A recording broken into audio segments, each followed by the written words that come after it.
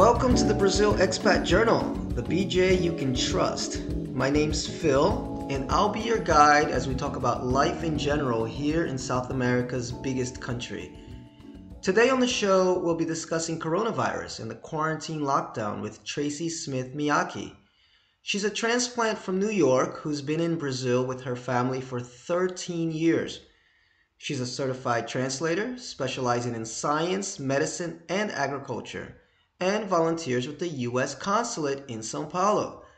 She's also a brewer and runs a small urban farm, so I'll definitely have her back to talk about that on another episode.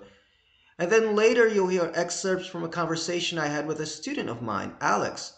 He's a musician and businessman who contracted the coronavirus. He'll go into detail about his symptoms and how he managed to get through the ordeal. So it's a double header today. I hope you enjoy the conversation, but before we get into it, a little bit of news. There isn't much happening in Brazil aside from the coronavirus. The country has been on lockdown since mid-March, but this has created a political schism which may interest the politaheads out there listening. Most of Brazil's governors, led by João Dória of São Paulo, have aggressively pursued quarantine measures, while the country's president, Jair Bolsonaro, has gone the opposite route, calling coronavirus a little flu and pushing to have the country reopen in order to stave off economic collapse. As is usually the case in politics, instead of finding middle ground, each side has found ways to try to earn political points by standing firm in their beliefs, even if the population is suffering. I would keep a close eye on this heated battle because no one can tell what Bolsonaro might do if Dória and other governors continue the quarantine, which is, as of now, extended until mid-May here in São Paulo. I would also keep a mental note of this episode when election season comes around. Dória was elected mayor of São Paulo by a landslide, but he only stayed in office for a little more than a year before eyeing the governor's seat, where he won again, but with a much smaller margin. Back then, there was talk of him wanting to run for the presidency, and it's almost certain that next election cycle, he will use whatever political credit he's earned during this time to run against his sometimes ally, sometimes enemy, Jair Bolsonaro. Regardless of what side of the political spectrum you're on, this is going to be an ugly fight, definitely worth watching. And speaking of ugly, the last little news tidbit I want to share is about how the population is dealing with this political divide. There are people protesting, asking for the quarantine to be lifted. Now that's all well and good, except that they not only blocked a road, they blocked a road in front of a hospital. Because as much as these folks love to bash the far left for their inconvenient tire burning in the middle of the road protest, they sure know how to show those guys how a real disgusting and inconvenient protest should be held. Now, this may have been a small gathering by Brazilian protest standards of late, but it's also the seed of what could become a larger rift among the populace, with both Dória and Bolsonaro unwilling to find the middle ground that will help both the economy and protect the health and well-being of Brazilians. Their respective followers are only going to take those sentiments to the streets. Anarchy? I don't know. But Brazilian politics is very hard to predict. I might very well see 2 presidents ousted from power in my 10 years here. That's not counting the ex-president who went to jail. So that's it for the news, and let's get on with the show.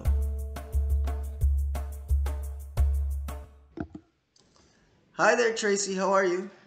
Good morning, Phil. How you doing? I'm doing okay. I'm so glad to have you with us in the inaugural episode of the Brazilian Expat Journal. I am so honored to be your first guest, Phil. Well, thank you. Let's hope that we won't run into too many troubles and too many technical difficulties. It's a work in progress, but I think it's going to be a cool little podcast. So today, we're going to be talking a lot about coronavirus and quarantine and all the things going on in Brazil, around the world actually. And Tracy, as you heard in the intro, works closely with the U.S. Consulate, so she's going to have a lot of good information for us. Let's hope, right, Tracy? Let's hope.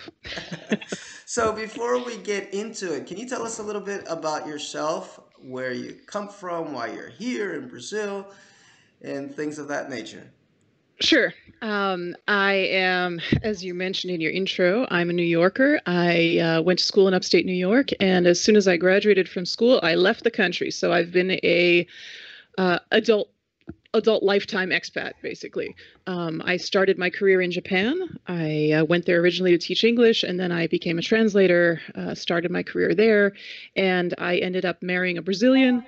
We briefly lived in the US so my kid could be born, and that helps with paperwork. And then after she got big enough, we decided to try life in Brazil, and we've been here in Curitiba in southern Brazil since 2007. Now, is it true that Curitiba has the worst weather in Brazil? Quite probably. How many days of sunshine do you get down in I Curitiba? think we got about six, but I'm not entirely sure. It's pretty rough. I mean, I can't complain too much because I actually know people who live in places where the weather is even colder. But if someone had told me before we moved here that I would have liked to bring my wool sweaters and my down jackets, it would have been nice to know. The way it went, I actually got rid of all that stuff and then spent a year kind of unhappy here. It's definitely a wear a hat in the winter and put an extra blanket on your bed kind of place. Yeah, and that's so interesting because a lot of people have this image of Brazil as only beaches and Rio, of course, Rio de Janeiro, and they don't understand that it's a really big country and it extends pretty Hmm. far south and it gets Very pretty much. cold down there. Yeah, and we're actually below the Tropic of Capricorn, so we are not technically tropical here. And the tropic, if I'm not mistaken, is pretty much midway through the state of São Paulo or something like that. It's not like it's just across the road from us or something. It's pretty far from here. And we do get frost. We don't get much snow, but I've heard it's happened in my lifetime, but still frost is enough for me. Ice on the car every once in a while is enough for me. I spent my time in very cold, very snowy places. I don't need to do that anymore. I understand. Yeah, we got a little bit of frost here. I think it was 3 or 4 years ago. I think it registered as one of the coldest winters in São Paulo. So São Paulo does get very cold too, but it gets very Hmm. hot, which is nice. So we get a little bit Yeah. of both. So, have you spent your whole time only in Curitiba? Have you moved around other cities in Brazil or no? My husband is from São Paulo, from Zona Leste, and when we first moved here, we did spend the first, I don't know, 6 months or so there. And the rest of our family, for the most part, is still there. So we're always back and forth between São Paulo and here. But we've pretty much been here. We came here with a very small child, and so we've decided to stay in the same city just to kind of make things easier. But we're actually considering where the retirement spot is going to be, and we're looking at somewhere in the state of São Paulo. Oh, somewhere in the state of São Paulo. So you'll be Mhm. close. Okay. Hopefully, we got a lot of family that we miss and we want to see more often. So we're looking at some place where I can have a slightly bigger farm and maybe we could be a little closer to the beach too. Oh, cool. Yeah, and we'll definitely talk farming on another episode. But today, where we want to focus on the issue of the day, which is coronavirus, the quarantine lockdown, Hmm. which I believe began, what was it, March 15th or 16th, around that time? Something like that, Yeah, yeah. the Ides of March. We Mm. got hit with a little bit of the quarantine. And so, for expats down here in Brazil, some advice because I see that a lot of them are stressing. They don't get a lot of good information. The information Mm. changes so much, and especially coming out of the Brazilian news media, it's Yeah. definitely hard to get a grasp on what we should do, what we shouldn't do, when it's going to be over, if it's ever going to be over. Mm. So, before we get into some specific questions, can you tell us a little bit about your role with the U.S. consulate and how you got involved with them? Sure. Sure. There is actually a network of consular volunteers, and these are American citizens and Brazilian nationals and other nationals. You don't have to be an American citizen to do this, who volunteer in communities to be an outreach person so that if people, tourists or residents or anybody, honestly, is having problems locally, there is somebody on the ground who could be a resource. The other reason for having a network of volunteers is in case something disastrous happens. Um, I I lived in Japan. I left before the tsunami and the earthquake and the nuclear disaster. I actually lived in the state where that happened. Oh, wow. And that's a good example of why these sort of networks are useful because the government, believe it or not, is not tracking you and doesn't know where you live and is not, they don't have a little camera on all American citizens as they live in Brazil. There isn't a center of information on these people and where they're living. So it can be, like you said, it can be very confusing to get good information about what's happening. And we've seen in the news that not only Americans, but Brazilians and people from every other country have been stranded abroad, have been unable to get good information about what's going on. So these networks of volunteers are meant as a safety net to help get information out into the community and to just to help put plans into place and help make things happen if there is something terrible that happens. So I know that in every state in Brazil, each consulate has a region that they administer, and there are people all over the place. So if you call the consulate with some sort of issue, they may put you into contact with someone in your region who can help you directly. The best way to keep in touch with the consulate, by the way, is through the STEP program, which I'm sure we'll be talking about Yeah, shortly. yeah, that was my next question. We were going to get into the STEP program. But before I ask about that, because Hmm. obviously you're working with the American consulate, so this is more pertinent to Americans, but are there similar types of volunteer and consulate programs for people from other nationalities here in Brazil? I couldn't speak to that. From what I've heard from people individually, I know I've heard that Germans have gotten messages from their consulates. I know that the Japanese consulate has some sort of outreach to people, but I think in most cases you actually have to be registered with the consulate or have your name on some sort of contact list. I don't think that these things happen automatically, but everybody should look into it. I mean, you have consulates and they do serve you as you're living abroad, so hopefully that can be a resource for people. Definitely. Yeah, so let's get into the STEP program. What is it exactly and why is it important? Okay, the STEP program is a outreach program from the Department of State, and STEP stands for Smart Traveler Enrollment Program. And what it is a way that whether you're taking a trip or you're moving long term to a place where you can be put into contact with the consulate for that region. And the way that that works is you create a it's like signing up for an email newsletter. You go on to the website, which is step.state.gov, and you create an account and they put you on to the mailing list. And very recently, in recent days, the emails have been coming pretty much every day with more information. And the information is local. It's in case you're here, how to access information on symptoms or on care, how to contact the consulate if you, for some reason, really need to get home and you're not sure if you need your passport's expired, et cetera, that sort of thing. Emergency contacts and just general alerts because, like you mentioned, it can be really difficult to find information at this time. And like I said, you can sign up for this if you're going on a trip. Let's say you're going to go to Panama for a week. You can sign up for the list for Panama. Or if you're moving somewhere indefinitely, you can sign up. It's not just for people who are there long term. You can sign up for STEP for different regions, depending on where you're going to be. And And in fact, some people are enrolled for STEP because they used to live in Brazil and they're still getting the messages and still keeping up on what's happening here. cool. And to enroll, is it via website? Do you have to Yes, it's at the website step.state.gov. And I've heard recently that people have had trouble doing the registration, trouble logging in or creating the account. If they are having problems, definitely pursue that. The consulate in São Paulo has contacts listed on their website, and I'm looking right here at the STEP website, and they also have an emergency hotline inside and outside the US. So if you're having trouble, I'm sure the emergency hotline is not the best way to get in touch with them, but you can find ways to contact them and pursue it if for some reason you aren't able to enroll. Oh, very cool. So you can enroll for it even after you've traveled to another country. Maybe you forgot or didn't know about this program before you traveled. Are you able to enroll after you're in your country of? Oh yeah. Yeah, I've been here for 13 years, and let's say I just learned about the STEP program today, I can sign up today.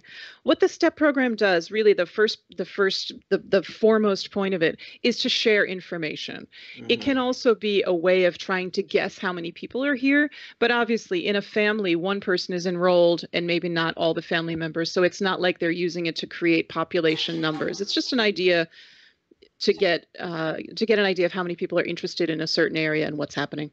Cool, and it's just an extra bit of help in case you do get into trouble. It's always nice to have, aside from travelers insurance and all the stuff that I think most people already know about. It's just one extra aid, which I think is really cool. Now, speaking of aid, if you are here in Brazil now, after obviously the quarantine started, what can you do? Is there any way to get back to America or your home country if you are stuck here in Brazil now, or are the gates officially closed? No, the gates are not officially closed. If you, and this is a little plug for the STEP program, the message from Friday, because today we're recording on Monday. On Friday, there was the message that came from through the STEP program from the U.S. Embassy in Brasilia, had a message from the ambassador to Americans abroad living in Brazil, and then it also had information about the most recent commercial flight updates. So this is an example of the kind of resources that come out on this STEP email. Lists of which flights are still running and if you wanted to get out. We had a town hall meeting with Americans residing in the Curitiba area on Friday. And these town hall meetings, by the way, are continuing for other regions throughout Brazil because the consulate's trying to reach out and talk to people and find out what their concerns are and how they can be helpful. One of the products of this conversation on Friday was a list of the current flights that are available. And as of this time, on the 20th of April, there are still 9 flights leaving Brazil and going to the United States each week. They are all flying only out of São Paulo, out of Guarulhos and Viracopos. They're not going out of any other airports. Mm-hmm. And I believe they're going in the US to Orlando and Houston. And all of these, like I said, are subject to change. But there are still commercial flights leaving leaving Brazil going to the United States. Other countries, I can't tell you. I've only got one focus here, and that's been Brazil to the US. According to the conversation with the consulate last week, there are no chartered flights planned. There are no airlifts planned. Any American citizens have had at least 1 month of warnings that unless they were prepared to stay here long term in Brazil, they should leave. That warning has been out, like I said, for quite a while, probably at least 3 or 4 weeks.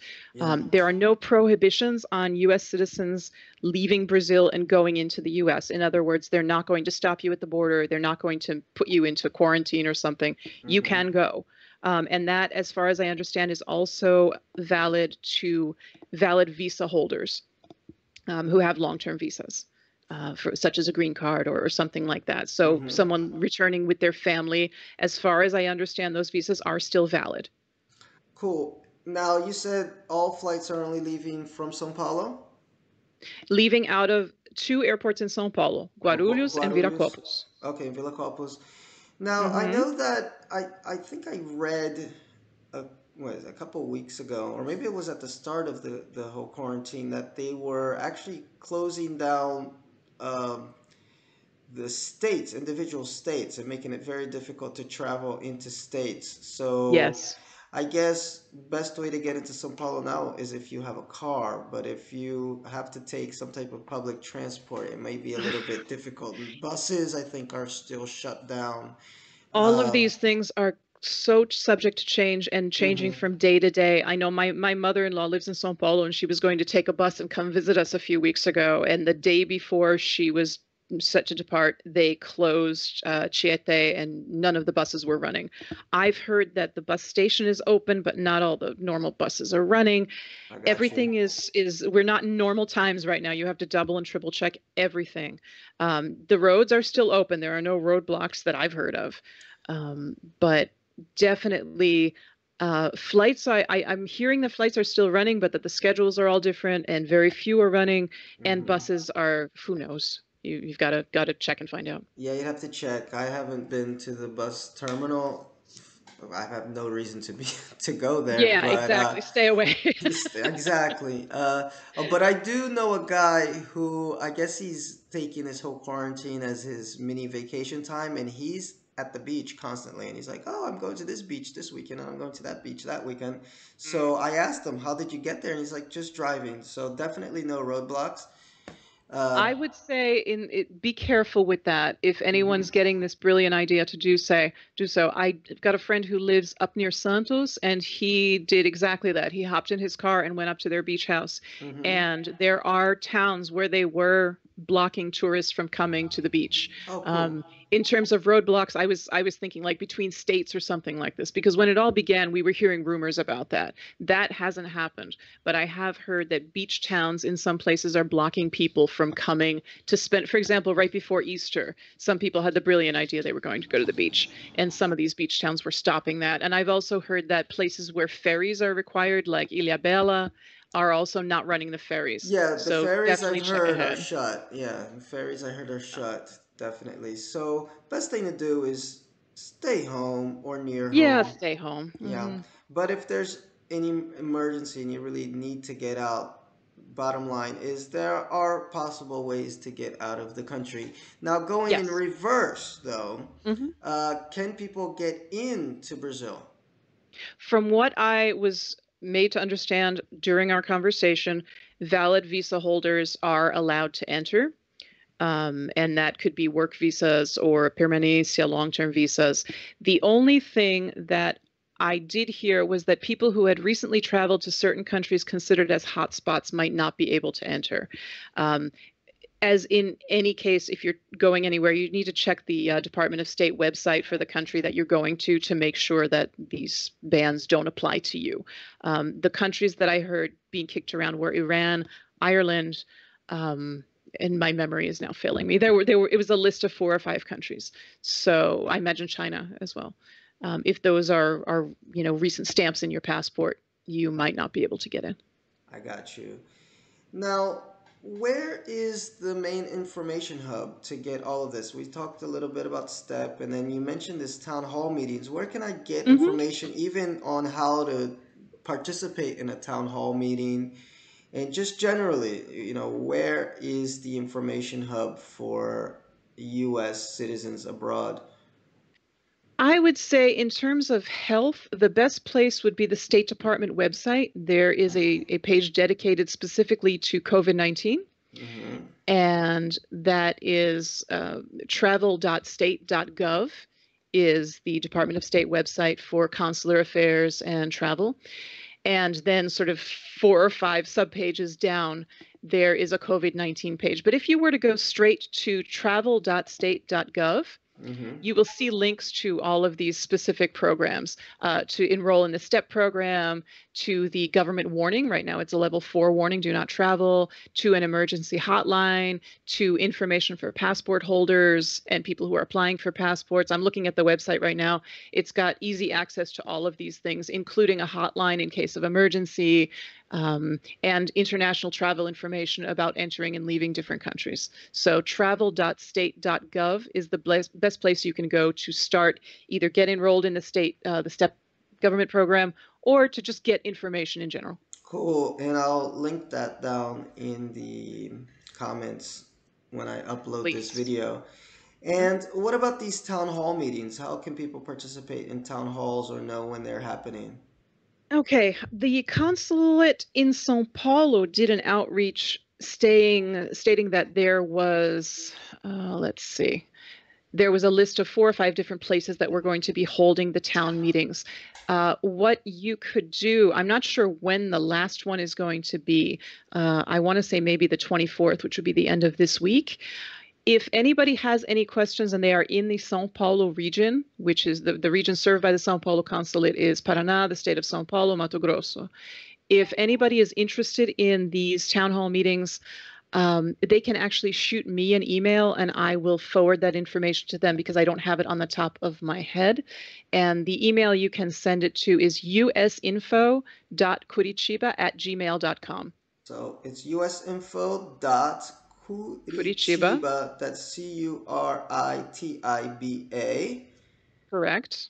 And At gmail.com. at gmail.com. All right, and I'll link that down in the comments too. So cool. usinfo.curitiba at gmail.com, and then just address it to Tracy.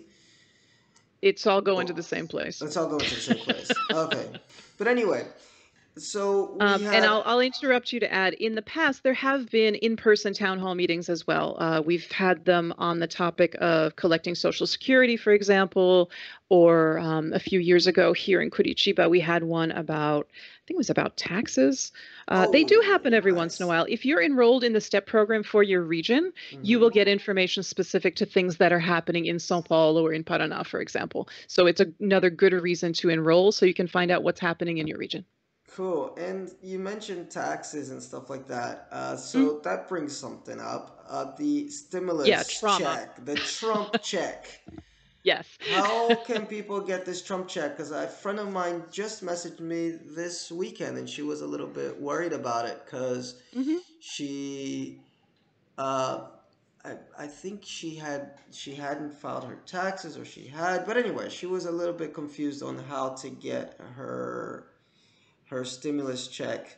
So how can you All do right. that if you're The down best, here? because everyone has their own unique situation in terms of did I file the taxes? Do I have an American bank account, et cetera, et cetera. The best thing that you can do is go to the website that the IRS has set up for this, and that is Hmm. irs.gov/coronavirus, no space.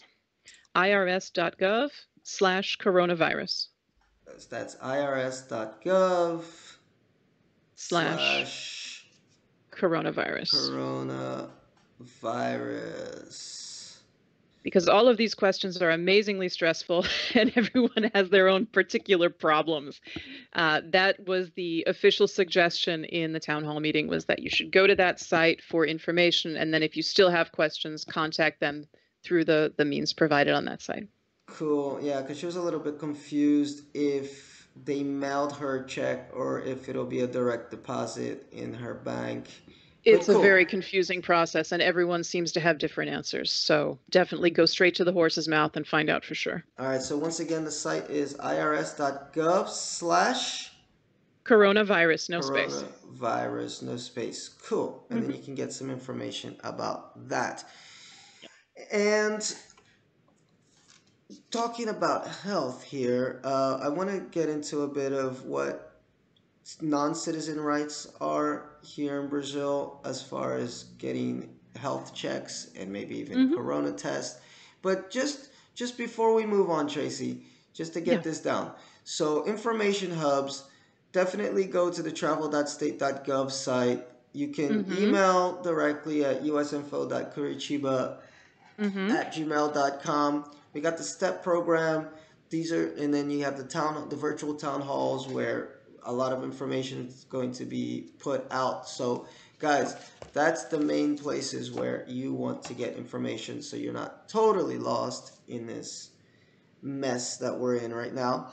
But I would ask you, please consider registering for the STEP program. If you don't like getting the emails, you could always unsubscribe, but it would be really good. That's the best way that information is getting out to people right now. mhm. And we're and we're it in times where everything is changing so quickly that it's really good for you to be informed. Yeah, and that's what I was gonna say to you. Everything is constantly changing. You Hmm. can't go by the news. I mean, because No. they're getting by the time the news is out at night, things may have changed already. So this is the most up to date way that you can know what's going on. Now you're here in Brazil. Let's say you're stuck down here and you're worried about getting sick. What can you do? Let's Wash your eliminate. hands. Yeah, and let's eliminate the idea that you can get American healthcare in Brazil. Yeah, I mean, That we're in Brazil, so let's work with what we've got, right? yeah, that's not going to happen. You're private insurer. Your doctor's not going to fly down. But No. anyway, so what are the health facilities down here? How can people stay healthy down here? Okay, so most people, I would imagine, didn't just parachute down here in the last 10 minutes. And so they've already looked into what resources they have available for themselves and for their families. Hmm. Um, Here we've got two options. We have the public health network, the SUS, and we also have private health insurance, which is obviously paid because nothing is free, right? So depending on where you live, you may have more options than that. The health care, the private healthcare plans, the paid plans, generally are the model that would be familiar to Americans, that it comes through your employer and you have a copay and such. You may also have other options depending on where you live. We, for quite some years, were members of a clinic sort of setup where you had you created an account, and you pay a monthly fee or you don't, and you get your services at this clinic. It's a model that seems to be pretty common in the bigger cities, where it's basically like a private sort of almost a club sort of. You participate, you get a reduced fee for care, and generally, the only drawback is that it's not emergency and it doesn't include hospitalization. If you do specialist consults, or if you have kids who need visits every so often, it's great, because the one of the drawbacks about the SUS public health system is that it's on a different time plan than my life seems to be. You tend to have to wait a long time to get the services because, there are a lot of people who need services, and people are triaged, and the more urgent cases go first. And if you're not urgent, you have to wait. So if you don't have places to be and things to do, then I guess that's okay. But for us, that didn't work very well. So you may have this option as well for private clinic type services. But again, it doesn't work for emergencies. What many people don't know when they move here is that even if you are a foreigner, you do have rights to health care under the Brazilian Constitution. Foreigners have the same rights as Brazilians in pretty much all areas except for military service and political participation in voting and protests and things like that. You do have the right to service at the SUS, and there's no reason that you couldn't take advantage of that. Cool. And I will add from personal experience that for some years we didn't have a paid health plan, and we did rely on the SUS for emergencies. We paid private for things that were elective, for things that were not urgent, but we did rely on the SUS for emergencies. Notably, my daughter was bitten by a venomous spider. My husband had an accident at work. For these things, the SUS was great. For things that are not urgent, I don't think I would spend my time and money elsewhere. But for emergencies, I can say as an American abroad, it's really nice to know that if there was an emergency, I would get care. Obviously, this depends on where you're located, and some regions have better public health resources and care than others do. But it's nice to know that that safety net is still there. And I would add, in terms of coronavirus, obviously the response by the government is going to heavily depend on the public healthcare system, because most people, the vast majority of people, do not have private healthcare here. They depend on the SUS. And so these field hospitals that we're seeing on the news and large scale responses, testing, this is all going through the SUS. And I know here in Curitiba, for example, we've heard that the Department of Health has said that any extra beds in private hospitals are going to be utilized by the public system. And that is probably happening in other cities as well. So, if you get to the point that you're seeking care for coronavirus, the difference in care might not actually be that different, because it's a centralized effort and everything's going the same way. So that maybe is something else to consider. And I would say, I'm a New Yorker, and we've been hearing some horrible things on the news about people not seeking out healthcare because they really don't want to get sick in the hospital. And I would say, please, if you need to go to the hospital, go to the hospital. For Pete's sake, go. Definitely.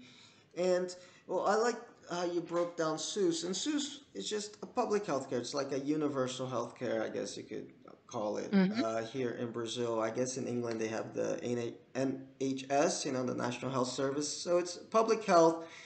And as Tracy said, it does work if you have something that's urgent, you broke an arm, or even I've gone to it to get x-rays. Sometimes you have to wait about an hour or so to see the doctor, but it's a nice service. But Hmm. if it's something that involves investigating, I think Tracy and I were talking about this the other day, and we said something like that, right? That if it's something that Yeah. requires a diagnosis, requires you to get a specialist in to see what is it that you have.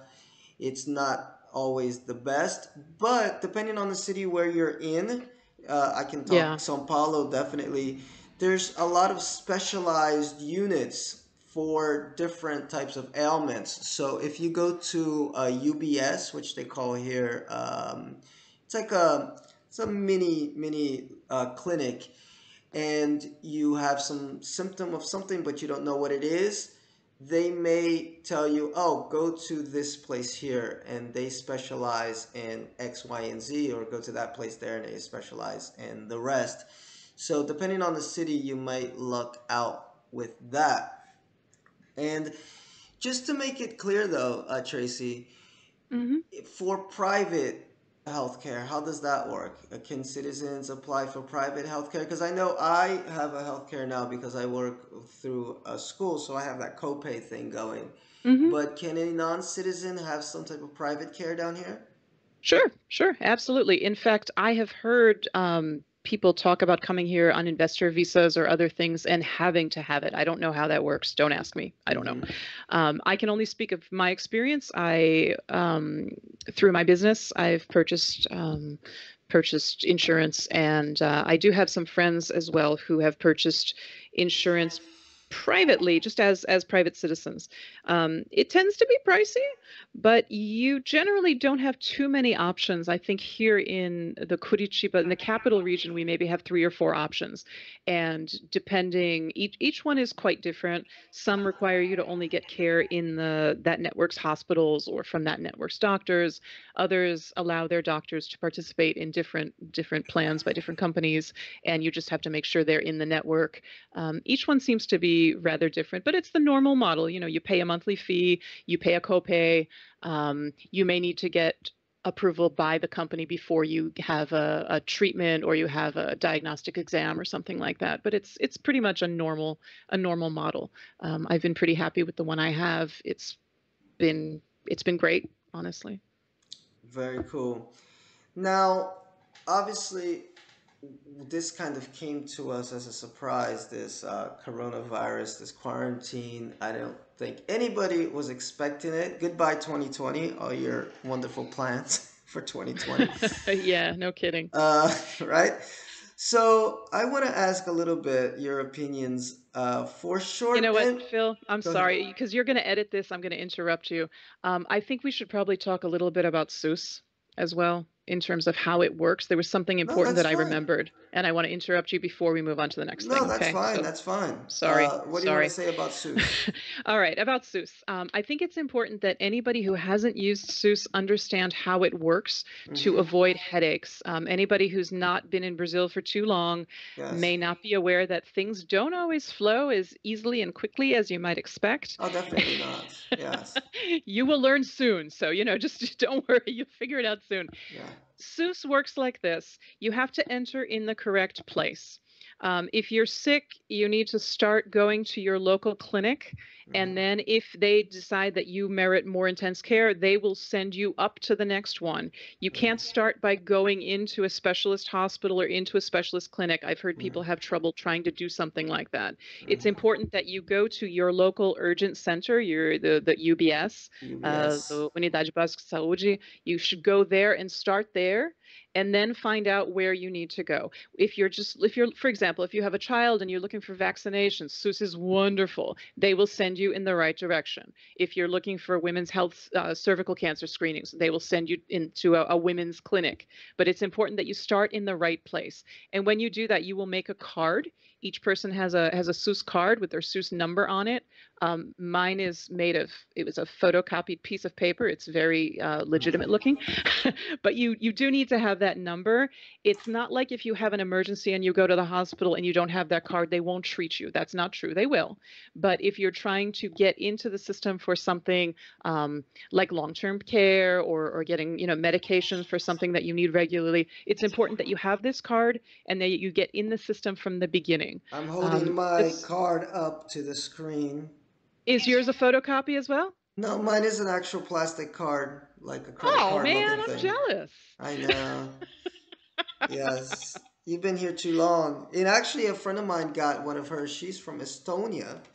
and she's a Mm. student here in USP, and she just got hers, and actually hers looks even nicer than mine, but I've had mine Oh for a while. man. Well, I'd So, say I want a refund, but you get what you pay for. yes, But cartão de so my point saúde. here for COVID, for coronavirus right now, is that every state and every city is having their own unique response. I know some places actually have apps where you can put in your system, you put in your symptoms, and they will tell you where you should go. There are certain postos de saúde and certain clinics that are dedicated specifically to corona. Definitely find out. And there are local numbers that you can call to find out. These, again, depend on your state, and you should check that out. The embassy, I'm looking at the embassy webpage and seeing if there are any links, and I'm not seeing anything specific for states. If you were in the STEP program, those have come out with resources for each state and their response. Yeah, I'm looking here on the site Cartão do SUS Mhm. info, and I believe the number that they're giving is one. 156, not 156, No, it's not. 192 for emergencies, no? Wait a second. It was just there, but now I can't find it. 136. Disque Oh, Saúde. 136 opção 8. So option 8. great. Uh, yeah, there's a free number there. 136. Uh, yeah, how to get the SUS number. Okay, cool. So yeah, guys, you do need the little SUS card if you are going to these UBSs. I've had one experience where I've just gone to Hospital de São Paulo, which is a big hospital here in São Paulo, and they looked at me. Um, and I don't think I had the SUS. I think I got it done as I was going through the process. Yeah, But and they'll do that too. yeah, If, they want to capture you and get you in mhm, the system, but it's good to yes, just not expect to walk in and get everything resolved the first day. yeah. There's a bit of paperwork. No, well, it's Brazil. Everything is a It's bit of Brazil. Exactly. Welcome to paperwork, Brazil. but that's another show. Yeah, that's many shows and lots of therapy. Yeah, the Brazil loves paper. But anyway, cool. So that's a nice breakdown of SUS. And again, just so you guys understand, SUS is just like a universal healthcare program here in Brazil. It has its faults, but it actually can be quite helpful for quite a few things. So I Definitely. suggest looking for the closest UBS. And what's the other? There's a UPA, right? UPA is pronto atendimento, sort of Yes. like an urgent care. Yeah, so you can find UPAs and UBSs near your neighborhood. I have one like less than a kilometer from where I live, and And they're generally, everywhere. the UBS, the basic one, is Hmm. going to keep normal business hours. And considering the coronavirus, many of them are on restricted hours or not even open. And the UPA, the pronto atendimento, or the Hmm. urgent care centers, they are going to keep hours that are more emergency room like. Hmm. Cool, very cool. Um, so given all that, okay, and given how Brazil responds to crises like this, uh, especially dealing with health stuff, what is your advice for some short or long term residents? Should they stick around? Should they go? What would be the I pros would and have cons? hoped that if they were going to go, they would have gone. Mm-hmm. It's very late times now. Yes. In fact, we're now in mid-April. Many people that I know in our region here in the South have already been sick with things that are very suspiciously similar to the symptoms that we're hearing about. It's obviously it's not ripped through the entire population. It's going to get worse before it gets better. I've read a prediction that we're going to reach peak the first week of May, and Mm-hmm. that gives us another couple weeks of maybe thinking that things are working. But where I live, the quarantine hasn't been taken very seriously. It's been incredibly difficult on businesses, Mm-hmm. particularly restaurants, auto schools, or driving schools rather. Entertainment in general has been really hard hit, and of course, a lot of teachers have had their classes canceled. Mm-hmm. Education, that's just it just staggers me to even think about being a teacher right now and having to teach online. It's just too much. Um, but I think a lot of people have become complacent about the quarantines because they say, well, I don't know anybody who's sick. I don't know anything. We're starting just now to start to hear about people we know who are sick or dying. Well, I'll I tell heard you. yesterday, right? I'll just cut you off just Sure. for a second because Uh-huh. after your interview, I'm gonna have some excerpts with the conversation I had with a student of mine who got the coronavirus. Yeah. So there are definitely people getting sick from this. Yeah, hopefully That's, hopefully it will start to become a little more personal for people. hmm We just had yesterday one of my uncles is in the hospital, and we were saying to each other, I wonder if now the older people in the family are going to start taking it a little more seriously and staying home, because up to this point they haven't. I think it's going to start getting really real really fast. So, in you and know, I that's and I think some people forget that Brazil is in the southern hemisphere. We're entering the flu season now. So I yes. think that caused a little bit of the complacency because we're not in flu season. I mean, we weren't. Yes. And flu season begins when the US goes into summer. Yeah. Brazil is going to be going into winter. And that's when we're really going to see where it's at as far as the amount of cases. Because it's been, quote unquote, slow as Yeah. comparatively. But I think we're going to get an idea of where we're really at. Yeah, and I It, think that's part of the problem with the mhm, situation here in terms of how people are interpreting the level of danger is that we're a few weeks behind Europe and we're a few weeks behind the US. And so we look at what's happening in New York, we look at what's happening in France or in Spain, and we think, it's not so bad here. mhm. We aren't on the same time schedule. So I think that maybe has pushed people into complacency. Definitely. And you mentioned how a lot of people aren't taking the quarantine serious, and there's a bar slash restaurant across the street from my house, and I swear they're having forró parties, sertanejo Oh, yeah. parties. And Yeah.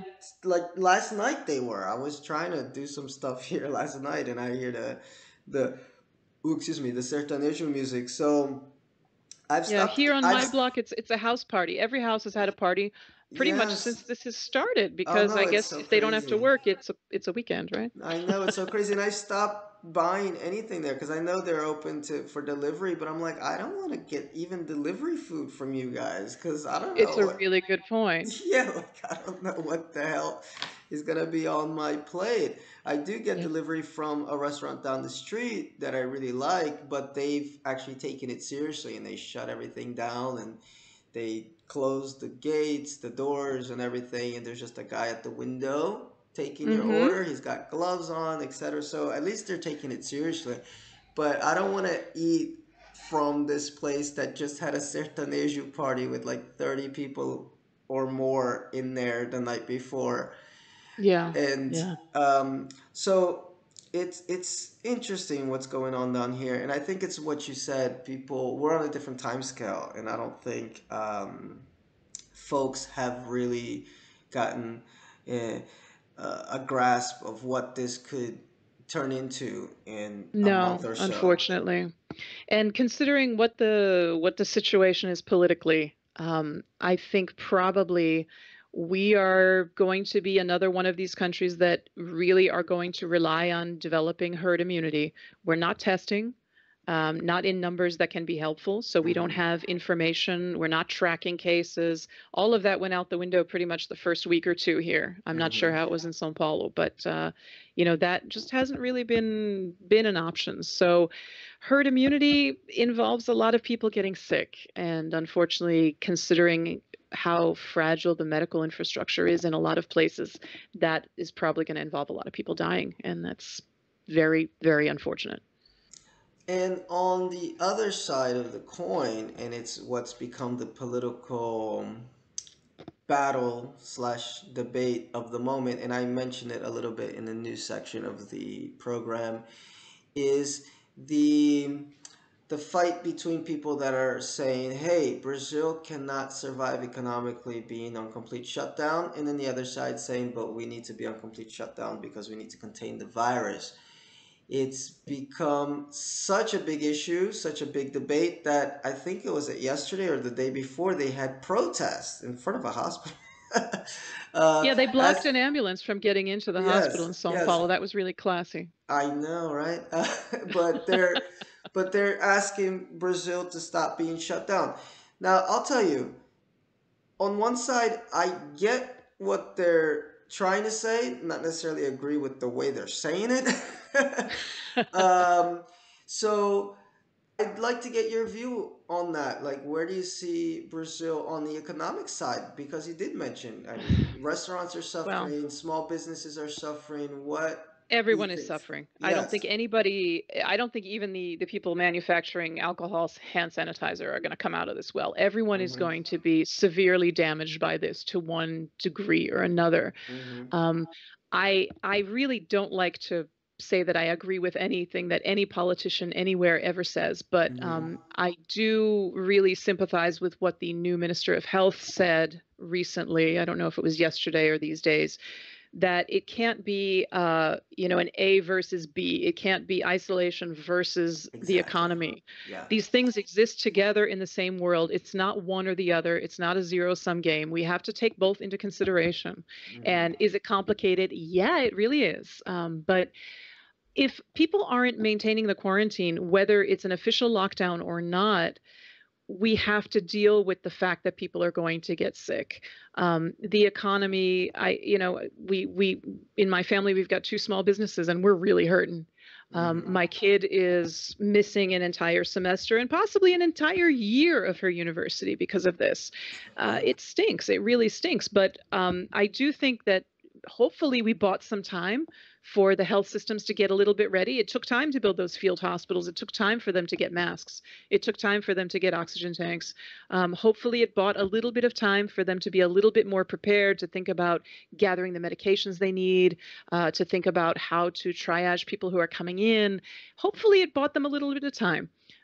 But one thing I read recently, I wish I could tell you where, but again, my memory's failing me, was that one possibility of these situations where um, lockdown is difficult to maintain is that countries that are looking at a herd immunity approach may actually come out economically faster than countries that are very slowly releasing the lockdown measures, like Spain, for example. Mm. Um, it's sort of a question of how fast do you want to rip off the band-aid. You want to rip it fast and bleed a lot, or you want to take it nice and slow. It's and hurt more. It's these options are not good. Neither No, option is good. yeah, there are no good options, and No.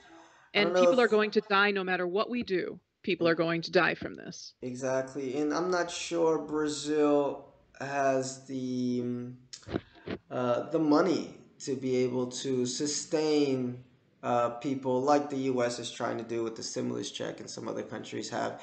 Which, speaking of stimulus, Brazil did have a program recently to offer stimulus.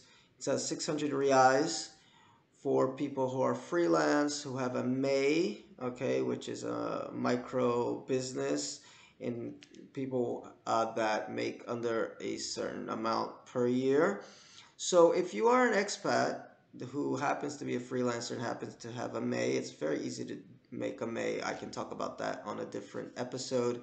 Definitely sign up for that. I have a friend who already did, and I mean, it's not a lot, 600 reais in Brazil.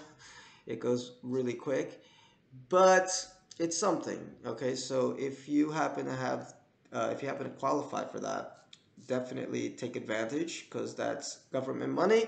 Although there have been a lot of tales I've heard personally of people saying that the website is not working and the Or that the money has gone in and then disappeared and again. then There's been disappeared. a lot Yeah, of reports of strange things happening. exactly. But hey, it's out there, so if you get a chance to sign up for that, do it to help you get through. So, Tracy, we're almost done with this section here of our talk. Any last personal views you have about this coronavirus in Brazil? How we'll get through it? How long you think it's gonna last, etc., etc. Just going back to the what you had said about what my advice would be to anybody who's here. Probably you have thought about how you would access health services in an emergency if you were to need them. If you haven't thought about that, think about that. This is a time right now where we're thinking, I know as an expat with my family in another country, we're having a lot of talks that we never thought we were going to have. But considering how coronavirus is rolling and when people get sick, they can't be accompanied to the hospital. These are strange times, and we've been having these conversations with my elderly parents, for example, about what's going to happen. I would say it's not a pleasant topic to think about. Think about it.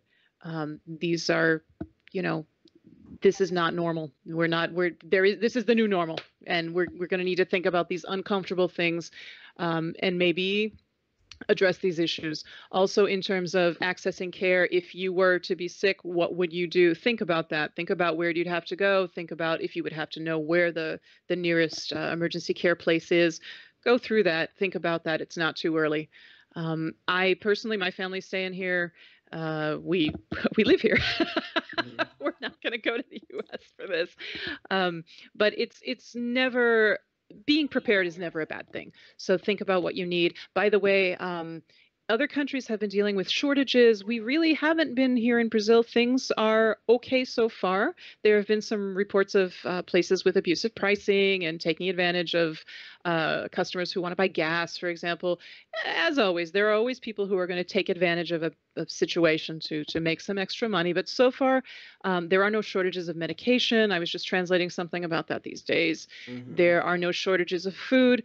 Things do seem to be actually the price of gas has fallen surprisingly. Yeah. Things are okay so far, so there's no need to panic. Things are under control.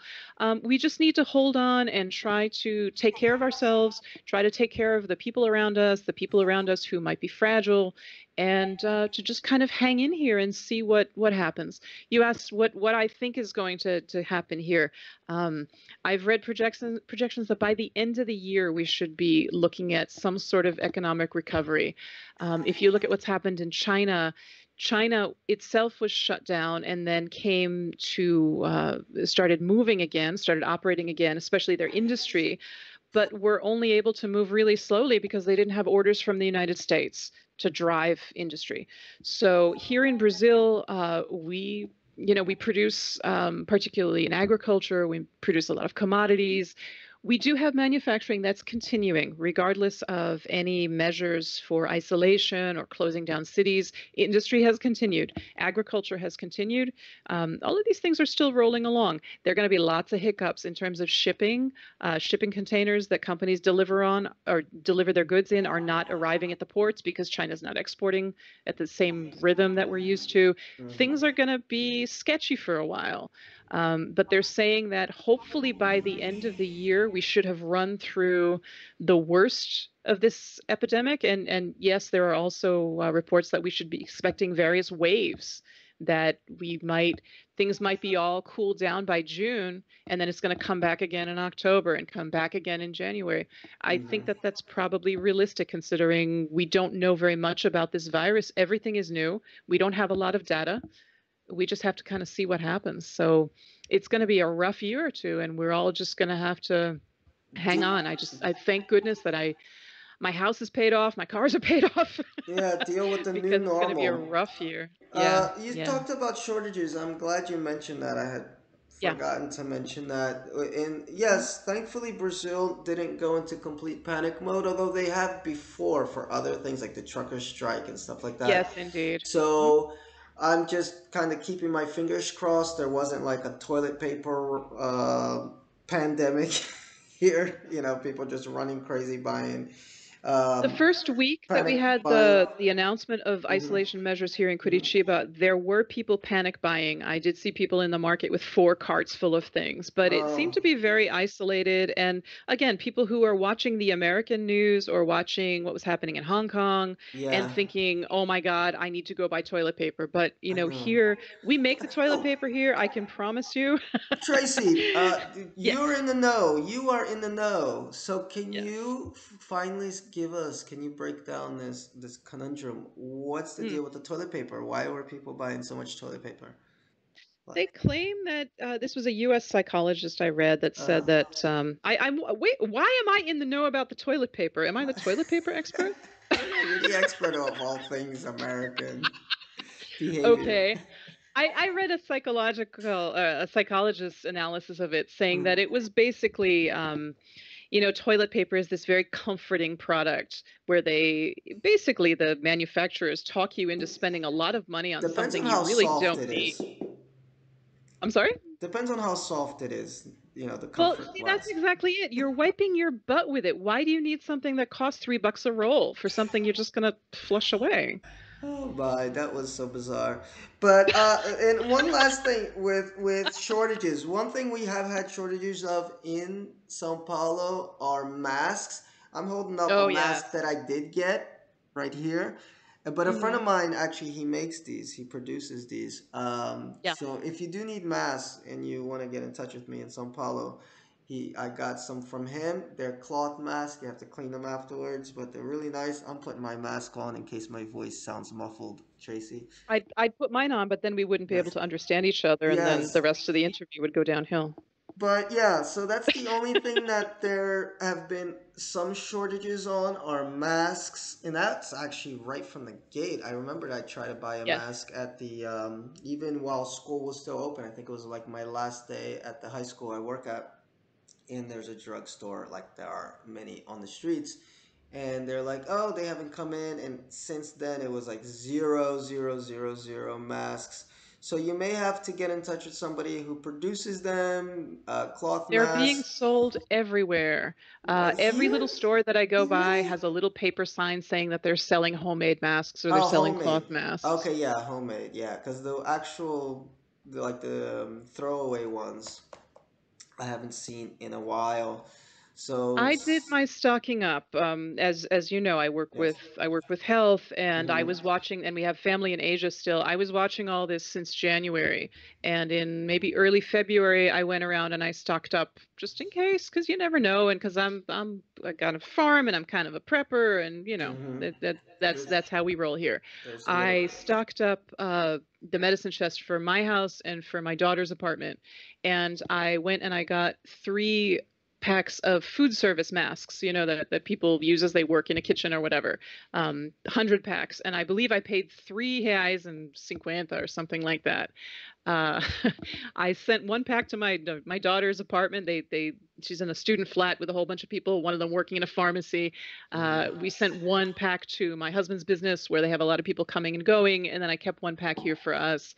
After I bought those, I have never seen masks for sale again, surgical masks or food service masks. The only thing I've seen now has been either someone selling them on the street for like $5 a pop Mm-hmm. or the homemade fabric ones. So the fabric ones are great. Remember that the whole purpose of the mask is to protect other people from your spit. It's not going to Mm-hmm. protect you from anything. Mm-hmm. So, we're just being careful. We're caring for our neighbors by wearing this mask to make sure we're not spreading our own germs, because it looks like at least 25% of people who have this virus are asymptomatic, Mm-hmm. meaning that you feel great and you think, why would I wear a mask?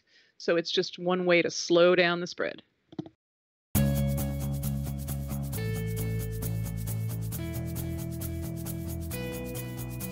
All right, Tracy. Now we're gonna get to the interesting part of the interview. Oh boy. Not that the last hour wasn't interesting, but we're gonna play Will Tracy um, be the most beloved guest on my show or Or the not most game? hated. Oh my God. Yes. Do we have music to go with this? Oh, I'll edit in some music later. Yes, please. Okay. Definitely. So, the expat quiz. Okay, I like All to right. ask Hit all me. my expats some questions. Don't think too hard about it. Let me know Okay. what you think, and let's go. It's a lightning round. So, 10 things about Brazil. Number one, what is the best thing about Brazil? São Paulo. I love São Paulo. Sao Paulo is great. Great It's a city. great city. Yes. You can get almost anything you want in São Paulo, and you can have a wonderful time. It reminds me of my old New York that I love very, very much. It's a great city. And I'm in Sao Paulo. And And you're number in São Paulo. As is exactly. my mother-in-law. I never skip a chance to brown nose. Nice. And number two, worst thing about Brazil. Bureaucracy, paperwork, red tape. And there's a whole lot of it. And yeah, it's not lacking. Yes. Number 3, favorite food. And we include drink, correct? No, drink is later. Favorite food. Oh, okay. Favorite food? It's the fruit, man. We have the best fruit on the planet. Especially as somebody who grows this stuff, we have amazing fruit here. Cool. And don't ask me to pick my favorite because I can't Okay. even tell you. I'm I'm partial to red bananas. Those red bananas are really, really good. But, oh man, there's just so much good fruit here. Number 4, least favorite food. I'm not a fan of the sweets here, especially brigadeiro. No, I like brigadeiro, but I agree with you I generally. told you were going to be mad at me. No, but you know what? I generally agree with you on the sweets. It's too sugary, but brigadeiros, I guess I have a soft spot for. I can't do condensed milk. I just can't. Sorry. Number 5, best drink, alcoholic or not. Oh, this is so hard because caipirinhas are wonderful, and there's a lot of really good beer coming out of Brazil. There's even decent wine. I'm a big cachaça fan. I mean, you know, pretty much all of it, but I think my heart belongs to chimarrão and tereré. Absolutely. And guys, if you don't know what chimarrão is, it's like an herbal drink down there. It's like almost like a tea, right? Made from mate. It's caffeine with a straw. It's green mate, ground up, and then you pour water into it. I'll have to take a picture and send it to you so you can put it here. It's I drink mine out of a horn that belonged to a person in my family. And it's something at least 100 years old. It's really cool.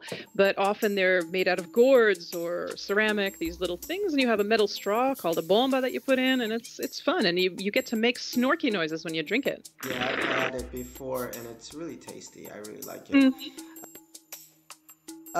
Number 6, best place in Brazil that you've been to. So hard. It's so hard. I've been to so many places. I would say pretty much any waterfall or quiet lake, any beach, any bay. Maybe my favorite is still going to be the small town of Cananéia in São Paulo, which is an old-timey beach resort that most people don't like to go to because it's not very fancy. But I do love these little towns that have waterfalls and beaches and rivers and things. What's the number 7? What's the most overrated place in Brazil? Oh, I probably shouldn't say Curitiba, should I? You better cut that part out. Well, let's look. It could be the most overrated thing about Brazil. You know that people talk about Brazil. Oh, geez. I don't know. I would say, again, the calor humano, but that's going to get me in trouble, too. I would say, honestly, to me, what's most overrated so far has been Rio. Well, I'll keep my mouth shut about that because I don't want to lose all my Rio. No matter what I say, I'm going to get in trouble with this. But you know what? My next guest is going to be this really, really cool guy from Rio de Janeiro, and he's going to talk about the 10 best things about Rio. Oh, good. That's good because I know people from Rio who are absolutely awesome and fabulous, and I have to say I haven't gone to visit them yet. I know. I've been to Rio twice. It wasn't my favorite place on the planet, but I love some people that are in Rio, so I have to go back. I'm sure in their company, it's a totally different experience. Exactly. Number 8, best place to visit in your city. Best place to visit in my city. If you come to my city, I hope you like to eat because all of our experiences here involve really good food. We have just outside of Curitiba is a colony called Witmarsum that is a bunch of immigrants from the German, a region in Germany, which of course I'm not going to remember. I believe they're Mennonites, and they have their own dairies and they produce some cheese, some award-winning cheese, and they have these, it's sort of like an eating experience. You go out there and they've got these very German foods, and they're all things that I grew up with. So for me to go out there and find spatzel on the table or to find these torts made out of cheese, I grew up with this stuff. So for me to find it out here was amazing. But there's gorgeous nature, beautiful farms. I would say Witmarsum is one of the best things around Curitiba. What is that? Witmarsum? V-I-T? W-I-T. Oh, W-I-T. M-A, SUM.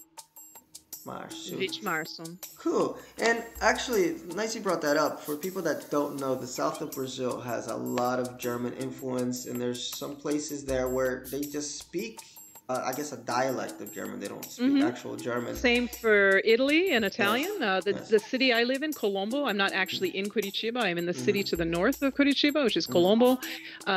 Anthropologists have come here to document a dialect of Italian that still survives only here. There are a lot of these little colonies of also people from Poland and Russia and Ukraine and Japan.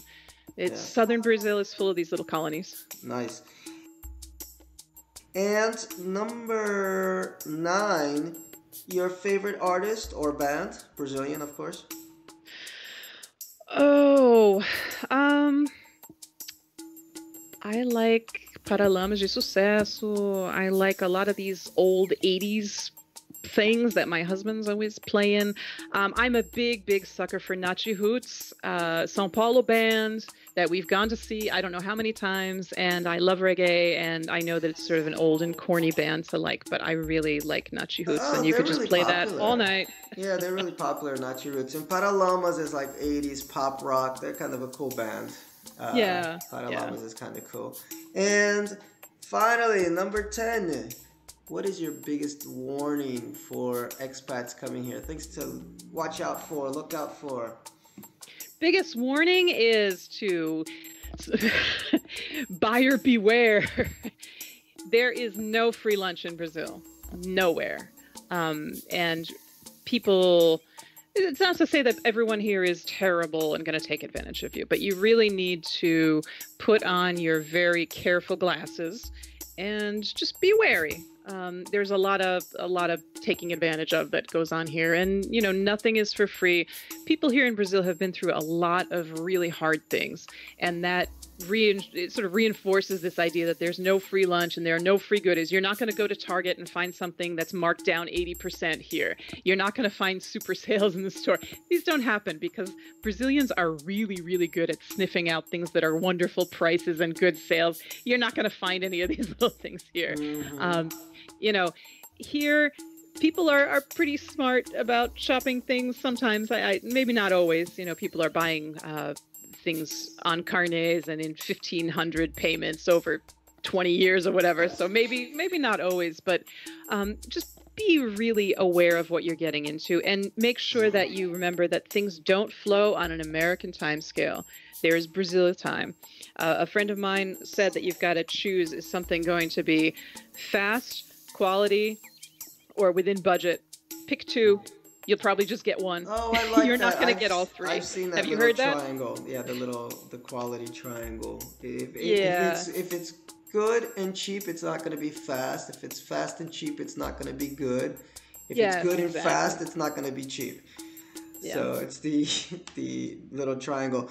But yeah, I agree with you about that. That's great But that advice. said, Phil, I mean, Brazil's a great place. We came here with really not a whole lot of Mhm. expectations. I was just sort of willing to go with the flow and see how it worked for us. And it's been a great place. I really love being here. I feel like we live the way we want to. I've got my Exactly. little farm here in the periferia. We've got our own business. And things are good. I've been very lucky. My daughter's in a federal university. I'm living the dream for a parent. I'm not paying for college. Hmm. It's a fabulous thing. No, I But agree. Brazil's good. Brazil's a country that requires you to work to get, work maybe a little bit harder to get some stuff done, and it requires a lot of Yes. flexibility on your Mm-hmm. part. But you can have a great time here, and you can be very successful and get things going. It's just, every once in a while you might want to, be violent. Yeah, and that's And going to happen. yeah, And you're yeah. going to have to, every once in a while you're going to have to go down to the Conselho de Trabalho to get Mhm. your work booklet done again. That's my personal pet Yeah. peeve. Or you're going to have to deal with the bank or what. It happens. And Yes. unfortunately it happens in the US too. You got to deal with the IRS, you got to go to the Yeah. DMV. It happens, but you It just take a deep happens. breath, and tomorrow, you go out in the sun, you can go and you can pick a guava from a tree in front of your That house this, on the and this is street. Tracy. Let me say, this is what really makes Brazil for me, because it's so bipolar for me. Yeah. And like going from good to bad, and Hmm. it's and when it's bad, it's like a bad that I've never experienced before in my life. And I think a lot of expats will attest to that. It's like bad beyond the bad that you've ever experienced in any other place you've lived. Yeah. But it's the same way when it's the good. It's like when Mm-hmm. it's the good, you're like, I'm never going to have an experience like this with these people ever, ever, ever in my life. It's incredible. So Yeah. if you're willing Yeah. to just accept that when shit hits the fan, it's really gonna hit the fan like for real. But Mm-hmm. that on the other end, when the rainbows are out, they're gonna be like the brightest, most beautiful rainbows you've ever seen. You'll Yeah. make it in Brazil. You know, you just have to realize that's the nature of the country. Yeah. Yeah. I would say maybe don't call it bipolar. It's intensity of emotions. The good is really good and the bad is really bad, right? There you go. Intensity of emotions. All right.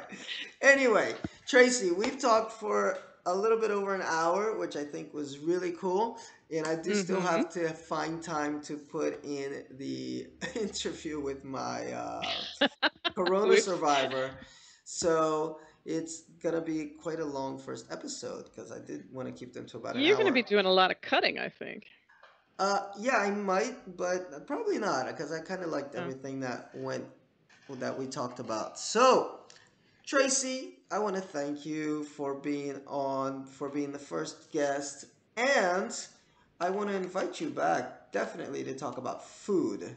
We got to talk about Yeah, food. because food, I mean, that's the really important stuff. I mean, what you touched on today was like minimally important compared to food.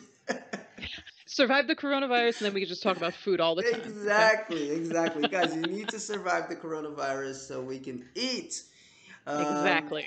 and so, and Brazil has some really, really, really good food. You know, you got to get out of the rice and beans. A lot of people, I mean, not a lot of people, but I hear some expats are like, oh, Brazilian food sucks. It's rice and beans every day. Rice. It's like, no, it Step out of the isn't. box, people. Step out of the It box. is not rice and beans every day. So, yes, please step out of the box. So, Thank you so much for having me. It has been an honor to be a first guest, and hopefully, it's one of many, many good interviews you're going to have coming out. I hope so. Thank you guys for listening, and I will see you next time. And next time is now as we continue with Alex. He's a businessman and a member of the local Sao Paulo rock band Venice Queen. In this short interview, edited down from a longer conversation, he details how contracting the coronavirus affected both him and his partner Natalia, who's also the lead singer for the band. I hope you enjoy our talk.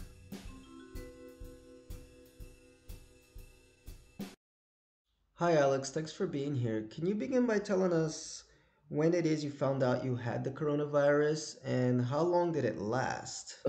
It was in the last week of March. Yeah. Oh no no no. The last week of March, I became better.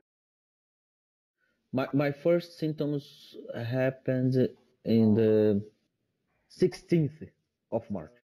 It was a period of 14 days, maybe 12 to be honest. Okay, and when did you finally go to see a doctor? I think in the eighth day I go to the hospital for the first time, and after more 4 days, I finally get the opportunity to make a test. In 24 hours, I received the information that I was contaminated. In the next day, I did a new completely blood exam test to discover if my body started or not the process to cure. In my view, I was at the beginning of more complications with respiratory system. I didn't know if my case will become worse or not. I see, and what's that experience like? What do doctors usually say to you? The professionals generally say to you, I don't know exactly what will happen with you. That sounds great. There's nothing to do. from today to tomorrow, we will know if we will need to put you in the intense treatment, or if you can stay at home. Okay, and what did your doctor say to you exactly? I can't I can't do nothing for to you. I can't do nothing for you now. Okay. I see that you are feeling very bad, but I think I should not put you inside the hospital. You have all symptoms, but in my evaluation, you don't need to stay here. You need to go home and to wait, because you are in the point where people get better or get worse. Wow. You are in the exactly this point, like two roads. That's pretty intense. And how did everything that your doctor said make you feel? I remembered that I went to home, think, wow, what will happen? What can I do? In the Natalia, if I make Natalia sick as well. And how did your behavior change after that? I was walking, keeping distance from everyone, trying to don't touch indoors, try to don't touch anything to protect people around me. Everything's in your mind started to boil. And was Natalia okay with you at home? Yes, yes. She didn't become sick, but with only with very very soft symptoms. But we consider that she didn't become sick. But I think she was contaminated in some level, in very soft level.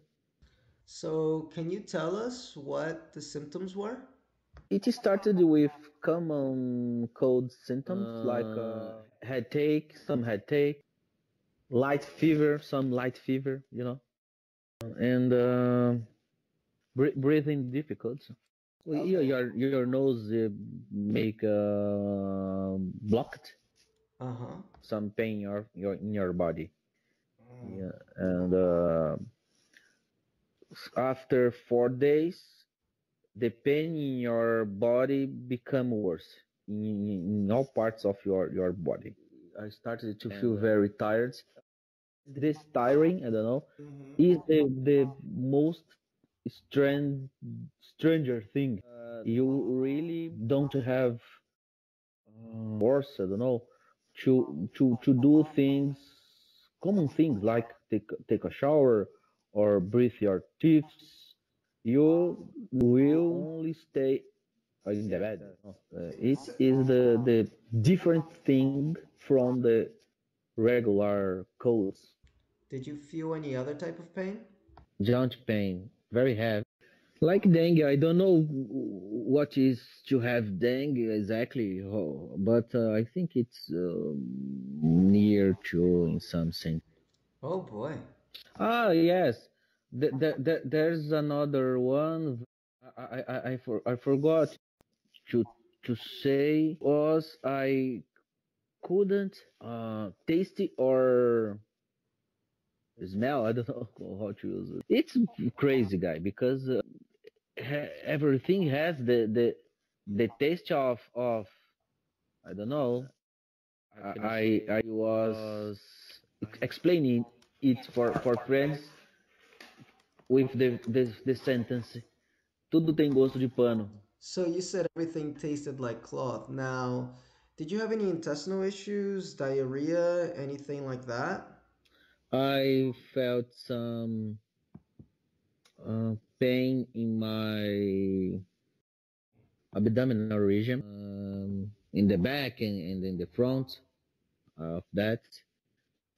But I didn't have diarrhea.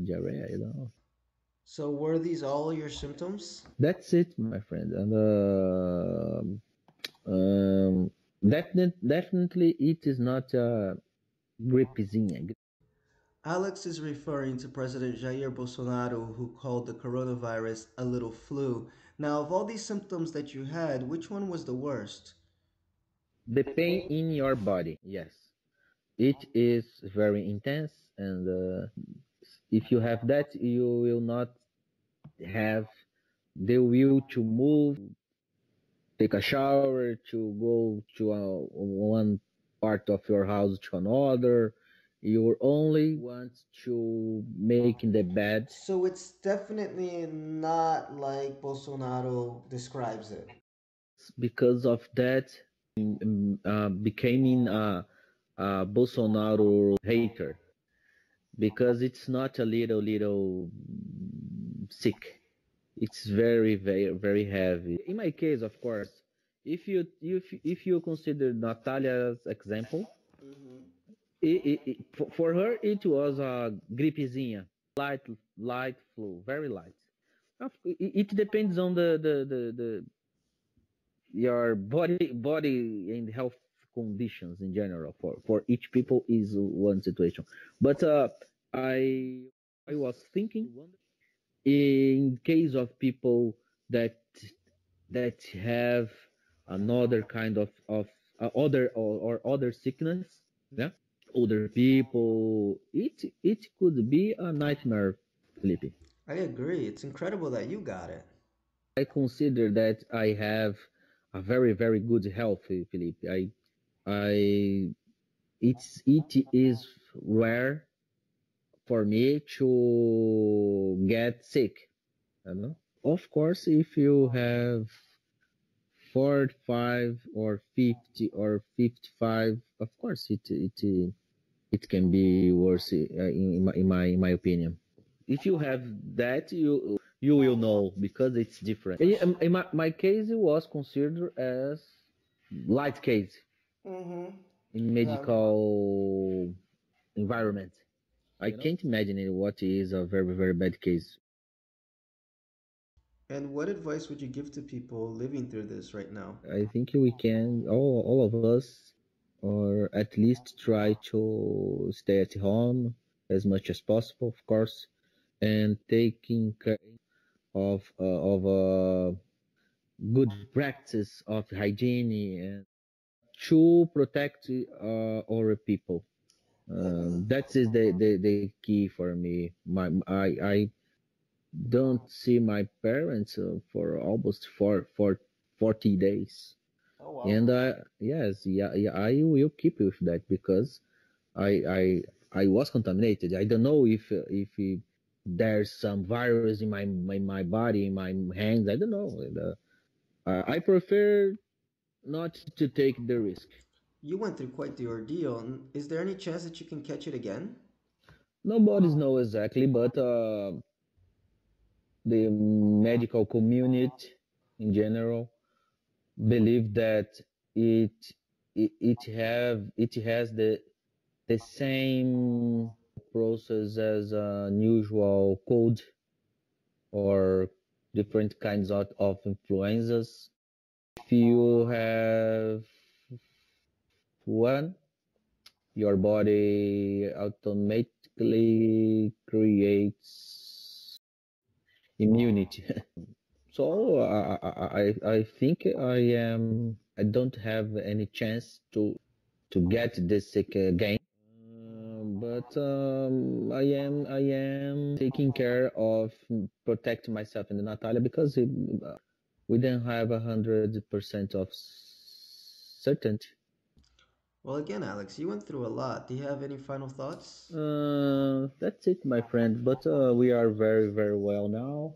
We have sure about we don't contaminate anyone, because I am in this little apartment for several days. I think a month now.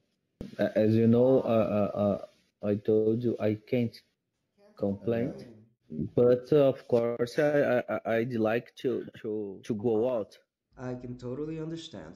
But at this time, Felipe, I received some feedback from doctors, and at this time I am completely cured, and it's safe to stay near me and Natalia. At this time, we can give our blood to hospitals to some research because we can help other situation, other people. Well, Alex, I want to thank you for answering some questions. That was very gracious of you. I'm glad that you're feeling well, and I hope you stay that way, and I'll see you soon.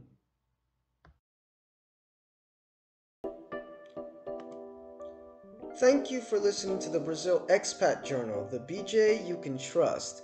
If you haven't already, please like, subscribe, and hit the little bell on this YouTube page, The Bridgepoint. That way you'll know when the next episode is up. And speaking of next episode, next time I'll be talking to the great Rod from Rio. He's a longtime expat in the city, and he'll break down all the good stuff to do and enjoy there. And I also have a short interview with my friend Stephanie, who's been donating food and supplies to families affected by the coronavirus shutdown here in Sao Paulo. Now, if you want more content and tips on life in Brazil, then consider joining my Patreon page at patreon.com/philray. Over there, you'll find useful text, Portuguese language tips, and even some extra BJs from me and some of my favorite Brazilian expats. Stuff that YouTube probably wouldn't allow. I just began the page, so all the May updates should be up in just a couple of weeks. Thanks, and see you next time.